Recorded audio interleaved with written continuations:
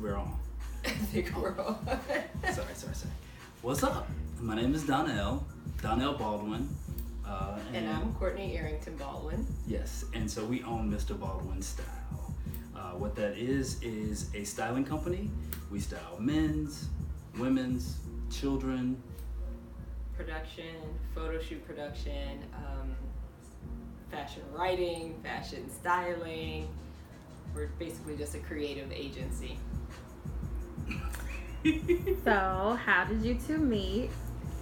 We met back in 2004, actually through a mutual friend. We kind of have a different story on exactly how we met. I say we were introduced by a mutual friend. Donnell says we met at church. So we did meet at church. We met at church. But that was the meeting place. We met at church through mutual friends. It was on the front step. And it's not like the storybook, like, oh, we looked down the pew and we were like, ah. So it wasn't quite like that. I mean, but technically the meeting space was church. Yes. But it was a planned meeting by a mutual friend. Yes. It was in Washington, D.C., 2004. Mm-hmm. Our first date, actually, I think, was on Halloween. Yeah, it was on Halloween. And I dressed up in a costume. No, you didn't. I dressed up in a costume. It was at Paolo's in Georgetown. We went to, had a nice lunch, and we dated for about 4 months and lost contact for 5 years. So 5 years, we were not together. We reconnected through Facebook. Yep. She had gone to a party of a mutual friend, or actually a friend of mine from college, and I saw her picture in the photo on Facebook, and I was like, yo, how do you know Courtney? Oh my God, like I need to get back in contact with her, like this is crazy. And the rest is history. I hit her up and then we started talking. Yeah, long history, I guess. But yeah, the rest is history. I mean, in between that, there was we were long distance.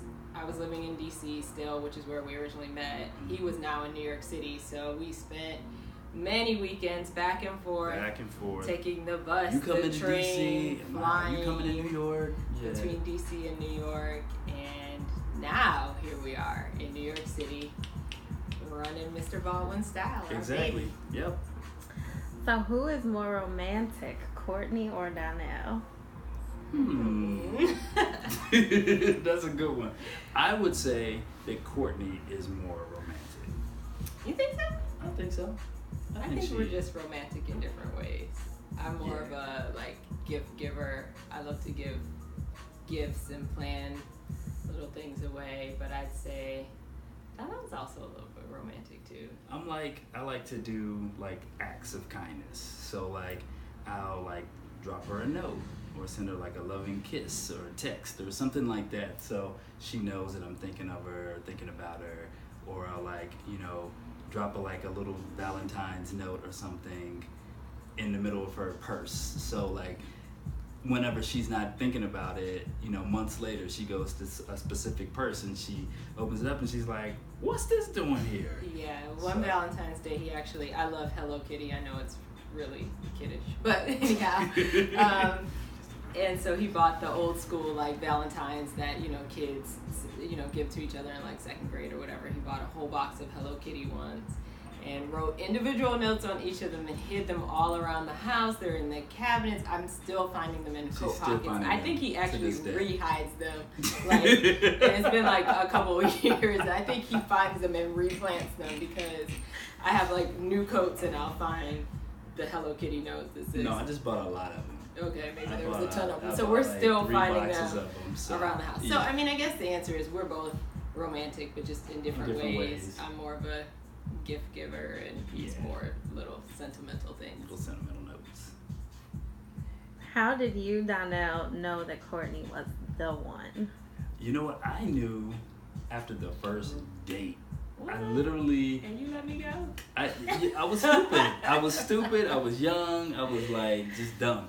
But I knew after the first date, I actually came back to work. One of my coworkers was one of the people who hooked us up. And she asked me how the date went. And I was just like, I think I met my wife. And that was God knows how long ago. And I was dumb enough to...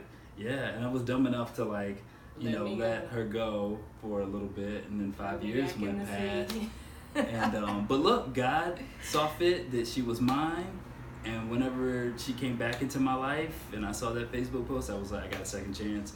I'm hopping on it. This is it. This is what's up. And you reached out. Yeah.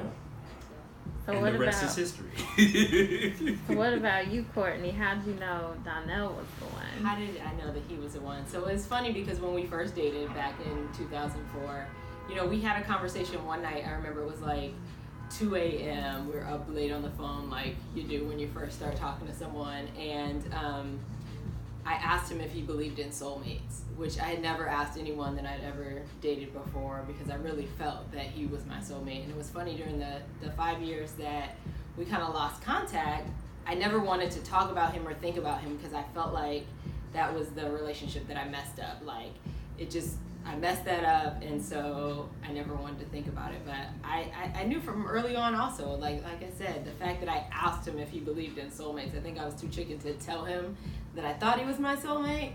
But I was think I'm your soulmate? I think so. Oh, good. I hope so. Good. We better be soulmates.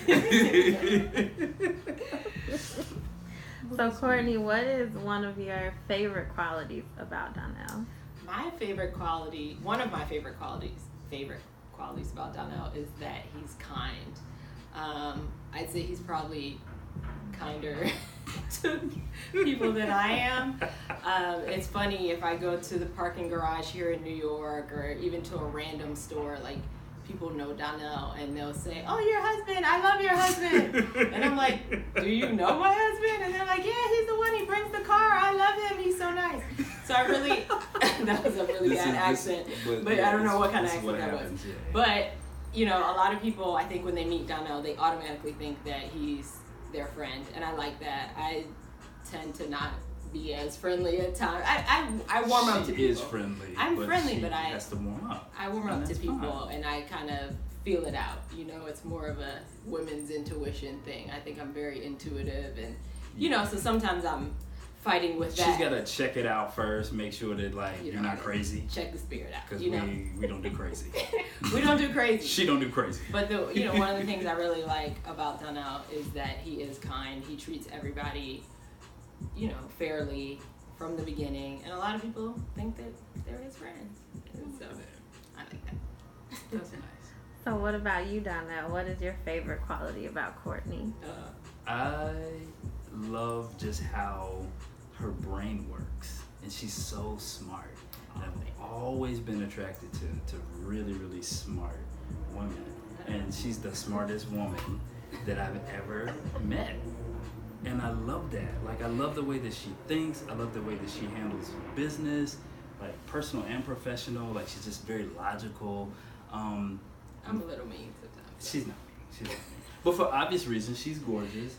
But I was just initially even on our first date, just knowing your line of work, she's a civil engineer.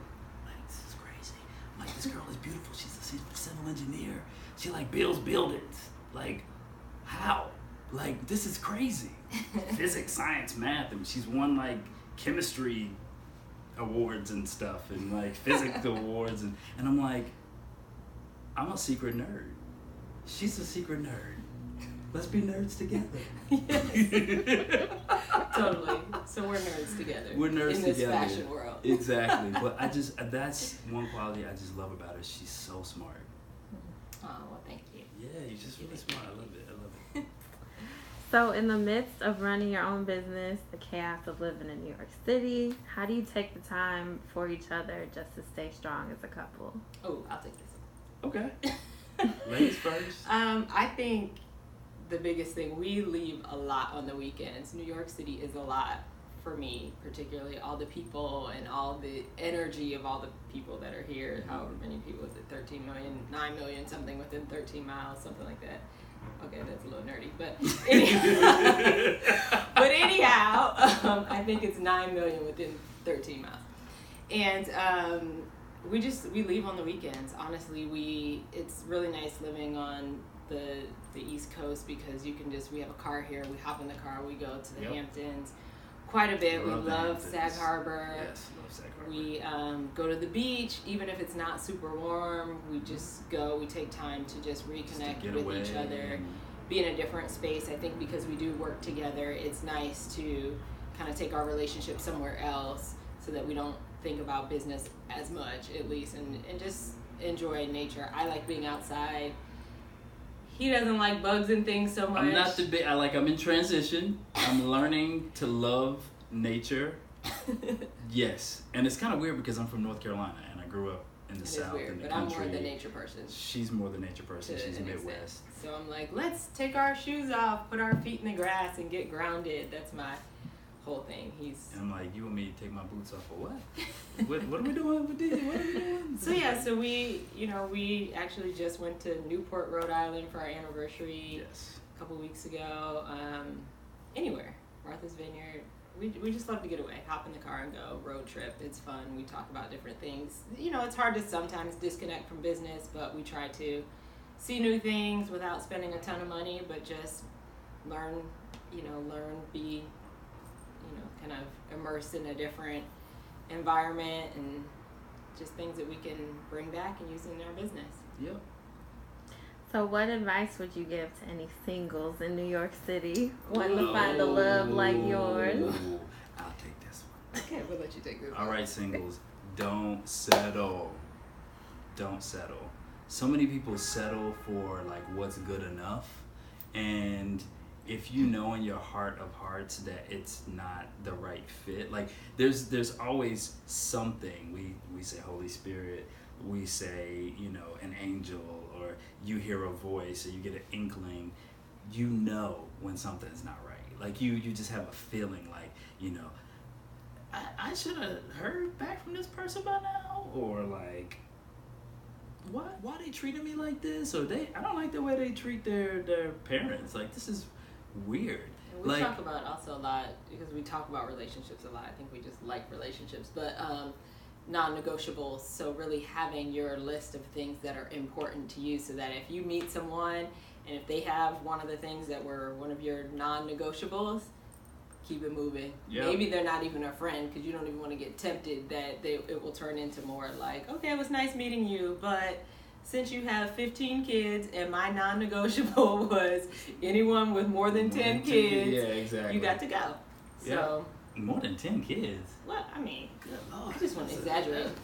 I'm trying to offend about yourself. Good Lord, that's a lot of kids. That is a lot of kids. Good Lord. Okay. Well, maybe she meant 2. 10? That's a lot. It's a lot of kids. Okay. Big families.